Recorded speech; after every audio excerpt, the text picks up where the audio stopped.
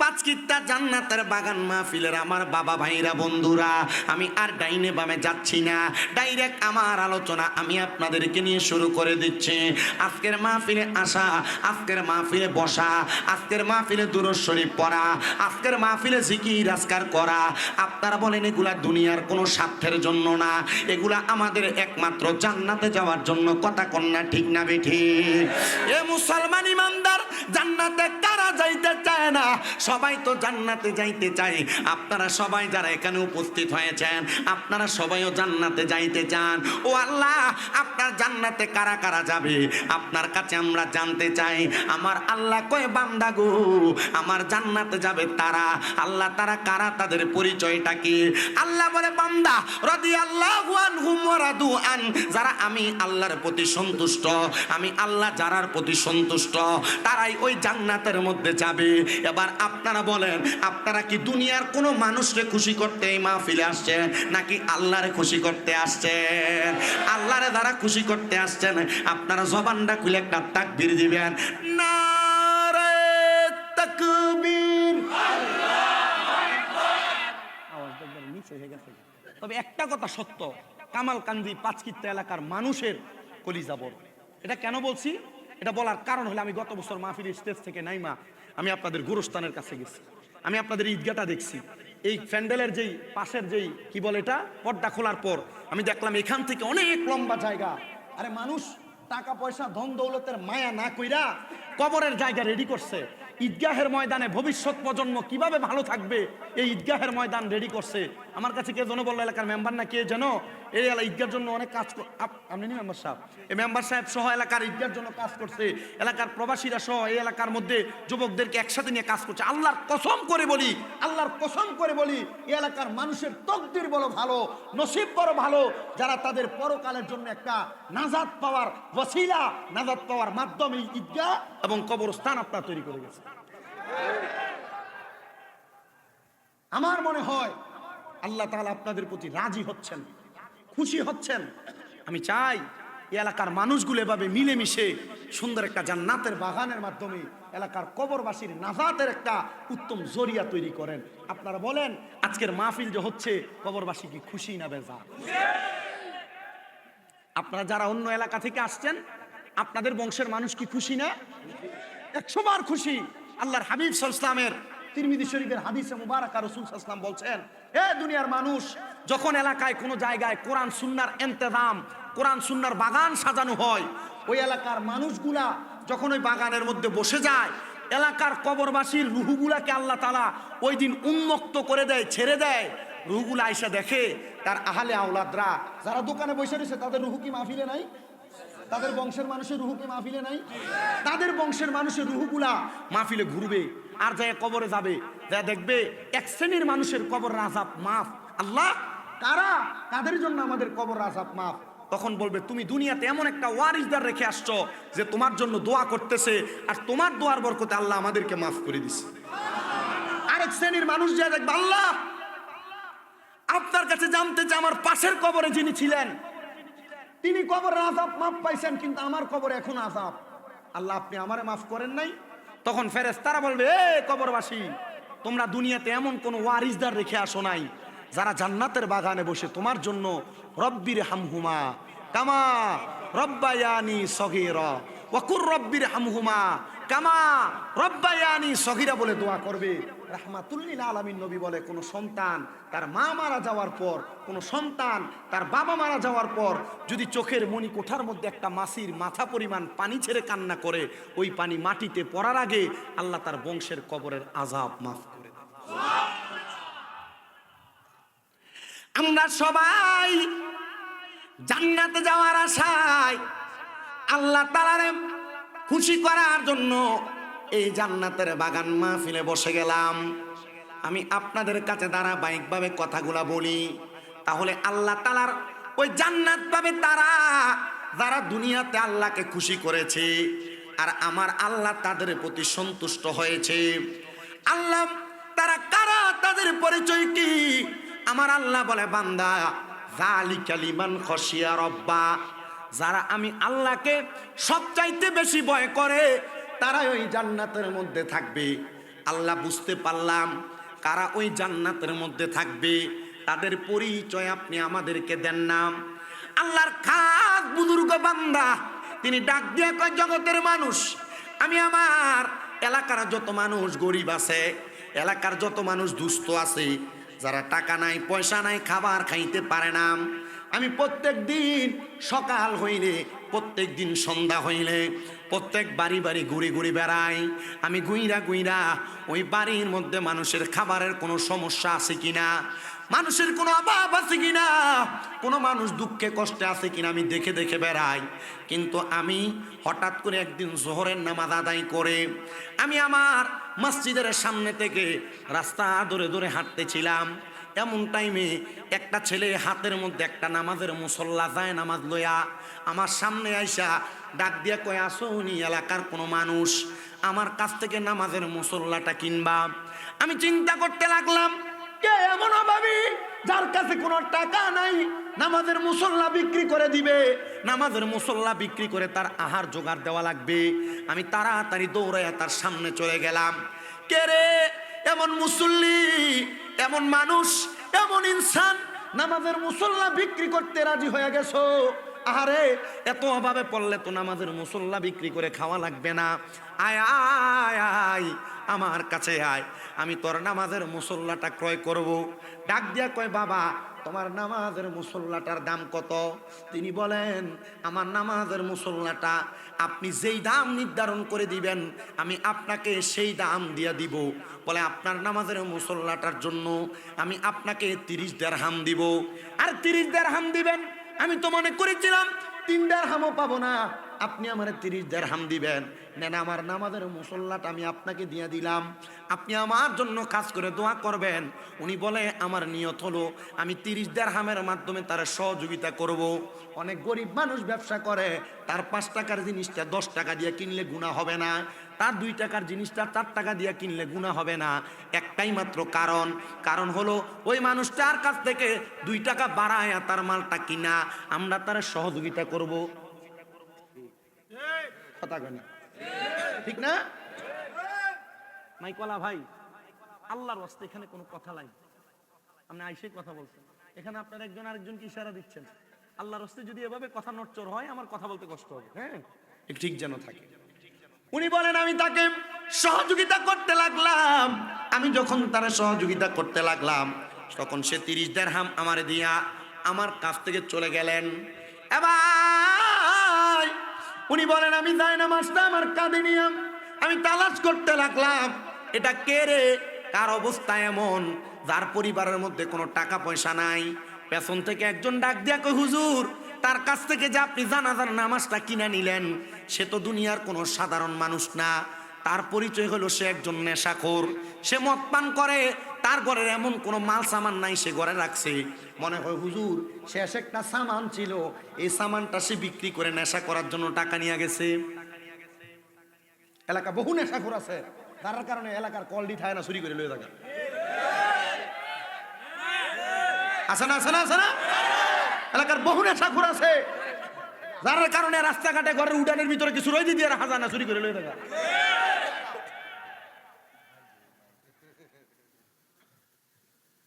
কিন্তু আসেনি, হ্যাঁ মুরব্বী আছে, ওয়াজও কমন।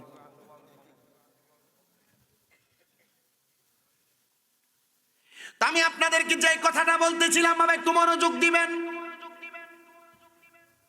হুজুরকে ডাক দিয়ে বলে, হুজুর সে একজন নেশাখোর মানুষ, সে আপনার কাছে টাকাটা দিয়ে নিয়া সে নেশা দ্রব্য কিনা সে আহার করবে। হুজুর বলে, এটা কি বলেন? তাহলে আমি তার নেশার কাজে সহযোগিতা করার কারণে আমিও আসামি। আল্লাহর নবী বলেন, 3 সময় 3টা ব্যক্তির ঈমান থাকে না। 1 নাম্বার, কোনো মানুষ যখন নেশা করে, নেশা করার সময় তার ঈমান থাকে না। 2 নাম্বার, কোনো চোর যখন চুরি করে, চুরি করার সময় তার ঈমান থাকে না। 3 নাম্বার, কোনো জিনাখোর যখন জেনা করে, জেনা করার সময় তার ঈমান থাকে না। যতক্ষণ পর্যন্ত এই 3 প্রকারের ব্যক্তি কালেমা না পড়ে ততক্ষণ পর্যন্ত তার ঈমান ফিরে আসে না। এ মুসলমান, এ নবীর উম্মত, একটু অন্তরের কানটা লাগে শুনো। উনি বলেন, কোন এমন ঘর? আমি তালাশ করতে করতে পুরো এলাকার ঘরের দরজায় গেলাম, কেউ আমার তার কথার জবাব দেয় না। হঠাৎ সর্বশেষ আমি একটা ঘরের দরজার সামনে গেলাম, যে সালাম দিলাম, আসসালামু আলাইকুম ওয়া রাহমাতুল্লাহ। আমার সালামের জবাব দিলেন একজন মহিলা। আমি প্রশ্ন করলাম, মা, এই ঘরের মধ্যে কি ওই ব্যক্তিটা বসবাস করে যে তার ঘরের মাল সামান বিক্রি করে নেশা করে? মাটা চোখের পানিটা ফালে কান্দে আর ডাক দিয়া কয়, এ হুজুর, আপনি আমার মনের কষ্টটা বুঝছেন? আপনি কে গো? আমার ঘরের দরজায় চলে আসলেন। আমার ঘরের দরজার মধ্যে আসার কারণে আমি আপনার কাছে আমার মনের কষ্টটা বলতে পারবো। হুজুর, আমার সন্তান আমার ঘরের একটা মালও বাদ রাখে নাই, সবগুলা মাল বিক্রি করে করে আমার সন্তান নেশা করে ফেলছে। আমার স্বামী আমাকে বিবাহ করার সময় আমার কাবিন হিসেবে, আমার দেনমোহর হিসেবে আমার স্বামী আমার 3টা উপহার দিছে। কয়টা? আমার 3টা উপহার দিছে। 1 নাম্বার, আমার স্বামী তার নিজেকে আমি স্ত্রীর কাছে উপহার হিসেবে দিয়েছে। 2 নাম্বার উপহার হিসেবে আমার স্বামী আল্লাহ তাআলার একটা কোরআন শরীফ আমার হাদিয়া দিছে। 3 নাম্বার উপহার হিসেবে আমার স্বামী আমার একটা নামাজের মুসল্লা উপহার দিছে। আর বর্তমান সমাজে অনেক মানুষ আছে যারা দুনিয়ার জমিনের মধ্যে সন্তানের বিবাহ করাইতে যাবে অথবা মাইয়া বিয়া দিবে, বিবাহের মোহরানা 10 লাখ না হইলে, 5 লাখ না হইলে পোলা মাইয়া বিয়া করাইতে চায় না। কথা কন্যা এমন আছে না নাই? এই সন্তানের মা বাবারা, আপনাদের সবার কাছে আমি আবদার করি, আপনারা যারা উচ্চ মোহরানা নির্ধারণ করেন, এটার কারণে বিবাহ কঠিন করে ফেলতেছেন। উচ্চ মোহরানার কারণে বহু পরিবারের মধ্যে মারামারি হয়, বহু পরিবারের মধ্যে ঝগড়া হয়। আবার অনেক সন্তানের বাবারা বেশি টাকা যৌতুকের আশায় তার ছেলের বউয়ের সাথে অত্যাচার অনাচার করে করে বেড়ায়। শুধু তাই না রে মুসলমানেরা, অনেক বাবারা তাদের সন্তান প্রাপ্তবয়স্ক হওয়ার পরেও ওই সন্তানকে বিবাহ দিতে চায় না। কারণ কি? সন্তানের বাবা চিন্তা করে, আমার সন্তান এখন ইনকাম করে না, আমার সন্তান এখনো কামাই রুজি করে না, আমার সন্তানকে আমি কেন বিবাহ দিব? সন্তান নিজের পায়ে দাঁড়ানোর পরে তারপর আমি আমার সন্তানকে বিবাহ দিব। না না না, এ মুরব্বী সমাজ, এ যুব সমাজ, এ পর্দার অন্তরালের মা বোনেরা, আপনাদের পরিবারের কোনো সন্তান যদি প্রাপ্তবয়স্ক হয়, যদি দেখেন এই সন্তানটা মোরগ ডিম পাড়ার সময় বাচ্চা দেওয়ার জন্য মোরগ যেমন ভাবে উমরা কাটে বলে উমরা, এমন ভাবে সন্তানটা ছটফট ছটফট করে, অন্য এলাকার কন্যাদের সাথে মেয়েদের সাথে অবৈধ সম্পর্কে লিপ্ত হয়ে যায়, মোবাইলের মাধ্যমে, ফেসবুক সোশ্যাল মিডিয়ার মাধ্যমে একটা যুবক যুবতীর প্রেমের সম্পর্ক হয়ে যায়। কোনো বাবা মা তার সন্তান প্রাপ্তবয়স্ক হওয়ার পরে যদি তার সন্তানকে বিবাহ না দেয়, আর তার সন্তান যদি কোনো জেনা করে, তার সন্তান যদি কোনো অন্য কন্যার সাথে প্রেমের সম্পর্ক লাগায়, মনে রাখতে হবে ওই সন্তান তার যৌবনের তাড়নায় যত গুনার কাম করবে, ওই গুনার বদ গুনাগুলা তার মা বাবার আমল নামার মধ্যে দেওয়া হবে। এই জন্য আপনার সন্তান যদি প্রাপ্তবয়স্ক হয়, আপনারা আপনাদের সন্তানদেরকে বিবাহ করে দিবেন। আর আপনাদের সন্তান যদি কন্যা সন্তান হয়, বিবাহ করানোর সময় মোহরানাটা একটু কমায়া ধরবেন। মোহরানা যদি কমায়া ধরতে পারেন তাহলে তার পারিবারিক শান্তি আসবে। কিন্তু না না না, মা বাবার ইচ্ছা হলো মায়েটার বিয়ে দেওয়ার পরে যদি কোনো রকম সারাসারি হয়ে যায়, তাহলে এই মোহরানাটা দিয়ে মায়েটা তার ভবিষ্যৎ গড়তে পারবো। আপনার নিয়তের মধ্যে গলত নিয়ত যদি আপনার বাঁধে থাকে, তাহলে আপনি কোনোদিন আপনার কন্যা সন্তানের সংসারে শান্তি ফিরে আনতে পারবেন না। মুসলমান ইমানদার, আমি আপনাদেরকে যে ওয়াজের মধ্যে রাখছিলাম, ওই ওয়াজটা হলো জিনা যে করে, নেশা যে করে, চুরি যে করে, এই 3 প্রকারের মানুষের ঈমান থাকে না যতক্ষণ না তারা ঈমান আনয়ন করে। এ নবীর উম্মতের দল আল্লাহর ডাক দেয়া কয়, মা, আপনার স্বামী বুঝি আপনার 2টা জিনিস 3টা জিনিস উপহার দিছে। 1 নাম্বার, স্বামী আপনার কাছে নিজেকে বিলিয়া দিছে।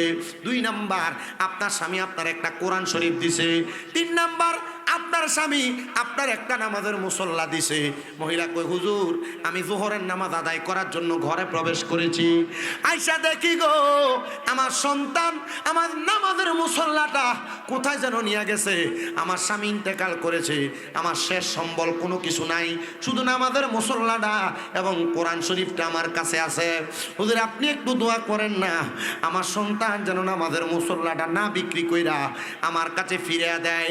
হুজুর সাথে সাথে নামাজের মুসল্লাটা ওই মহিলাটার ঘরের আড়ালের মধ্যে প্রদান করলেন। মা দেখেন তো এটাই নাকি আপনার নামাজের মুসল্লা? মহিলা ডাক দিয়া কই হুজুর গো এটাই আমার নামাজের মুসল্লা। মহিলা ডাক দিয়া কই হুজুর আমার সন্তান যে নেশা করে আমার কাছে বড় ভয় লাগে, আমার কাছে বড় ডর লাগে, না জানি এই সন্তানের কারণে আমি বাপ মাও জাহান্নামে জ্বলা লাগে।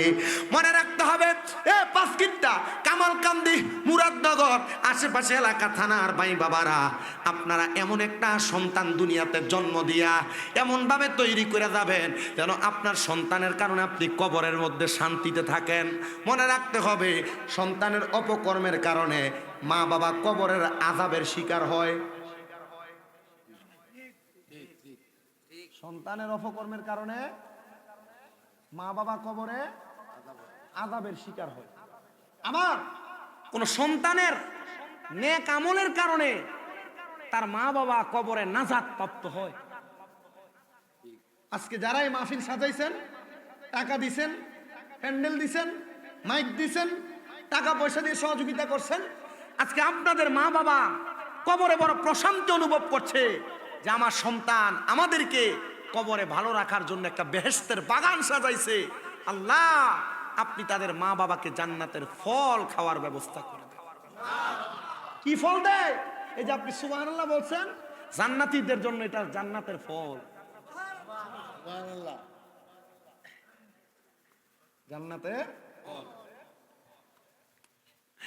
মহিলা ডাক দিয়া বলে হুজুর আমার সন্তানটারে নিয়ে আমি বড় চিন্তায়, আমি বড় টেনশন করি, আপনি কি পারবেন আমার সন্তানটার একটু হেদায়েত করে দিতে? হুজুর বলে মা আমি আপনার মনের ব্যথা বুঝতে পারছি, আপনি যদি চান আমি আপনার সন্তানটারে ভালো বানিয়ে দিতে পারবো। এ মুসলমান আপনি বিদেশ যায়া প্রবাস যায়া আপনার সন্তানটারে ইসলামিক লাইনের সন্তান বানাইতে পারেন নাই। আপনার সন্তান মদ গাঁজাইয়া বা যারা বাজে বাজে নেশা করে এমন ছেলে মেয়েদের সাথে চলাফেরা করে, আপনার সন্তানটা অবৈধ পথে চলাফেরা করে, না না না আপনি সংসারের মায়ায় পইরা বন্ধু বান্ধবের পাল্লায় পইরা আপনারা যারা গুনাহ ব্যভিচার কাজ করেন, মনে রাখবেন মুসলমান এটার কারণে আল্লাহ তাআলার জাহান্নামের আগুনে জ্বলা লাগবে। জন্য আশেক বলতেছে ওরে সংসার সংসার কো ওইরা ববে গো, করলি না বন্দিগি কিভাবে কাটা আইবা মনরে কবরের জিন্দে গিরে হাইরে ওরে জীবন গুনাই গুনাই গে হেলো রে হাইরে ওরে জীবন গুনাই গুনাই গে হেলো রে হাইরে বাড়ির পাশে পুকুর পারে গো বাঁধবি সুখের ঘর ভাইও নাই তোর বান্ধব নাই রে কে লইবে খবর রে হাইরে ওরে জীবন গুনাই গুনাই গে হেলো রে হাইরে ফজর গেল ঘুমের ঘরে রে জোহর গেল কাজে আসর গেল খেলাই দুলাই রে মাগরিবে হেলাই দুলাই রে হাইরে ওরে জীবন গুনাই গুনাই গে হেলো রে বলেন সংসার সংসার কইরা ববে গো ডাকলাম না মাওলা রে কি জবাব দিবা তুমি মনরে ওই পারে হাসো হরে রে হাই রে ওরে জীবন গুনাই গুনাই গেলো রে। সংসারের ব্যস্ততায় পরে গুনাহ করতেছেন, নামাজ ছেড়ে দিচ্ছেন। সংসারের ব্যস্ততায় পরে আমার মা বোনেরা পর্দা ছেড়ে দিচ্ছেন। আমি আপনাদের সবার কাছে করজোরে আবদার জানাই, আল্লাহ তাআলা আমাদের জন্য ইহদিনাস সিরাতাল মুস্তাকিম হেদায়েতের পথ রাখছে গো। যদি হেদায়েতের পথে আপনি পাও রাখতে পারেন, আল্লাহ তাআলা আর জান্নাত আপনার জন্য অপেক্ষা করতেছে। ওই মহিলা বলে, হুজুর আপনি বলেন না আমার সন্তানটা কেমনে হেদায়েত পাবে? হুজুর বলে, মা আপনি আপনার সন্তানটারে আমার কাছে দিয়া দেন।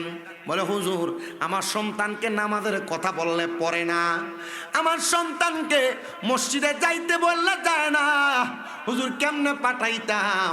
বলে, আপনার সন্তান সব চাইতে বেশি কি পছন্দ করে? মা ডাক দিয়ে কই, হুজুর আমার সন্তান সব চাইতে বেশি নেশা করতে পছন্দ করে। মা আপনার সন্তান যখন আগামীকালকে নেশা করার জন্য কোনো টাকা পাবে না, আপনি আপনার সন্তানটারে আমার কাছে পাঠিয়ে দিবেন, বলবেন এই এলাকার বড় মসজিদের হুজুর বলছে তোমাকে যাওয়ার জন্য, গেলে তোমাকে কিছু টাকা প্রদান করবে, দেড়হাম দিবে। মা যেমন কথা তেমন কাজ। সন্তানটা পরের দিন যখন নেশা করার জন্য টাকা তালাশ করে, মাল সামানগুলা নিয়ে যাবে, এমন টাইমে মা ডাক দিয়া কয়, বাবা নেশা করার জন্য টাকা বুঝি তালাশ করতেছো? আমার কাছে কোনো টাকা নাই, ঘরে এমন কোনো মাল নাই যেটা বিক্রয় করে তুমি তোমার নেশা দ্রব্য ক্রয় করতে পারবা, তবে আমি তোমার সন্ধান দিতে পারি।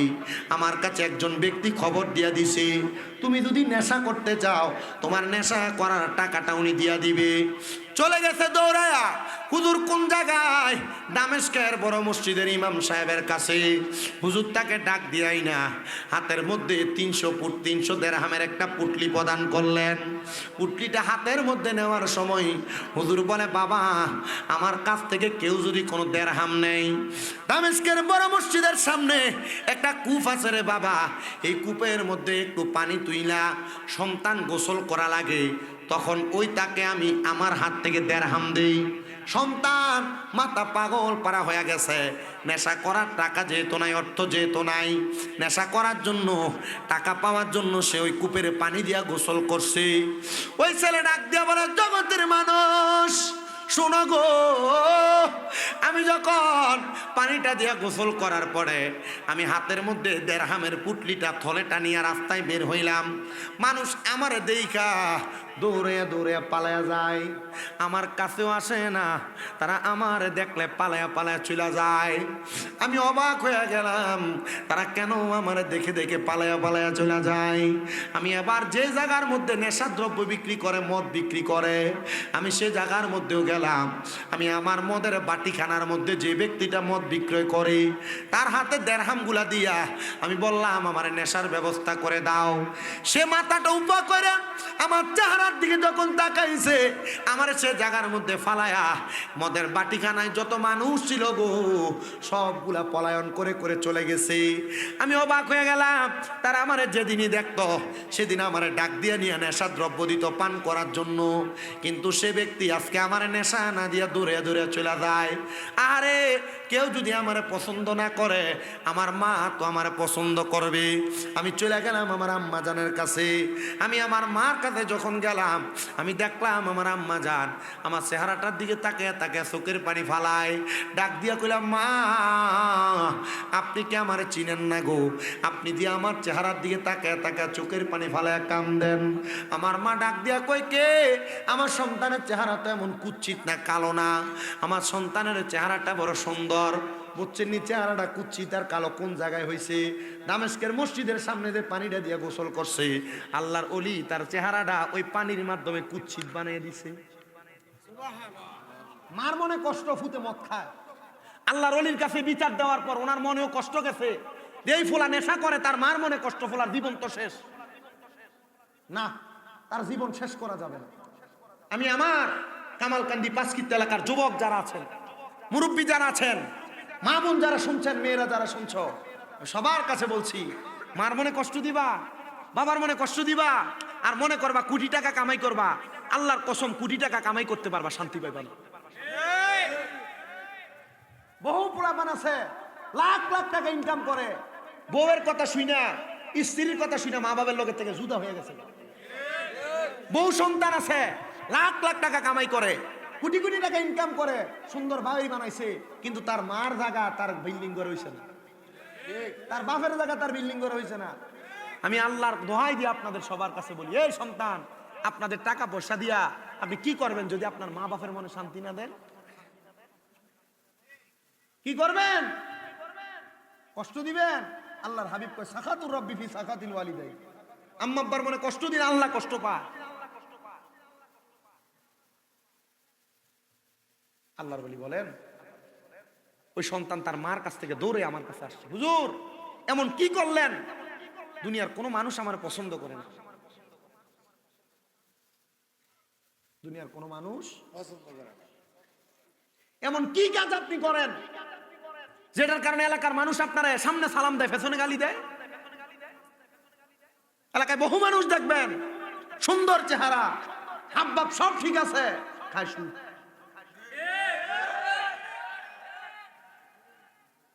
এলাকার বহু মানুষ দেখবেন সুন্দর চেহারা, সুন্দর পোশাক পরা, পরের হক মাইরা মাইরা দখল করে করে।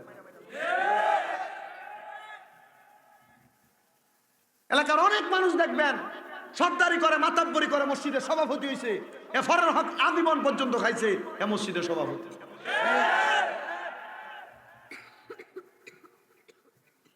এটা উইটা কই যায়, এ দান কই,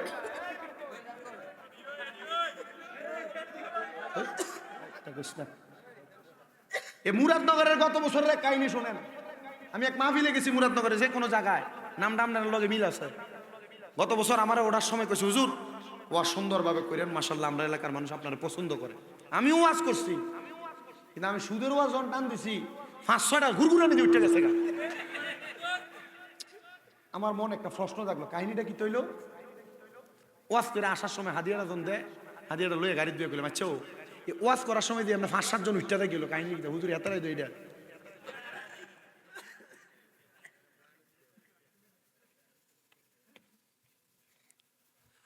সুদের টাকা, ঘুষের টাকা খায়, সমাজে লম্বা লম্বা কথা বলে, সর্দার মাতাব্বরি করে, মানুষের উপর দিয়ে কথা বলে, এরা কখনো মুসলমান না, এরা হারামখোর, হারামখোর, হারামখোর। ডান হাত তুলে বলেন ঠিক না বেঠে?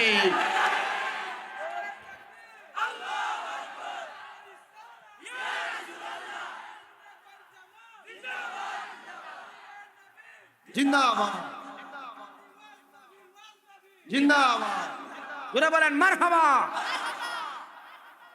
এর আগের বছরের কাহিনী, আব্বা কষ্ট দিতেছে আপনারা? যদি কোন ওয়াজ এখন শেষ, আর যদি না কোন তাহলে ওয়াজ আরো চলবে। রাজি আছি তো ইনশাআল্লাহ? আর রাজি আছেন দেখে আগামী 8 তারিখ আবার নোয়াগাঁও, অখন আবার রাখলাম আগামী 23 তারিখ কালীপুরা, কালকে মাহফিল এহেন দিয়া হোমনা কালীপুরা গারমোরা, এর 2 দিন পরে দিয়া 29-30 তারিখে আবার গারমোরা। ইটা হোমনা, মুরাদনগর, বাঞ্ছারামপুর, নবীনগর, তিতাসের মানুষ কিতা হয়েছে শামীম রেজার ভিতরে এটা তারা জানে। তবে এর দূর বিশ্বাস করি এর এলাকার ভিতরে আইলে জামাইয়ের মতো আদর করে না। না এটা কাম সাইরে লাইছি, এটা হয় না, আর হইতো না। আমার বোন না হনে লাইফ টেপ চলে সাবধান না, যেমনি আছে না, শালা সম্বন্ধী নাই আমার।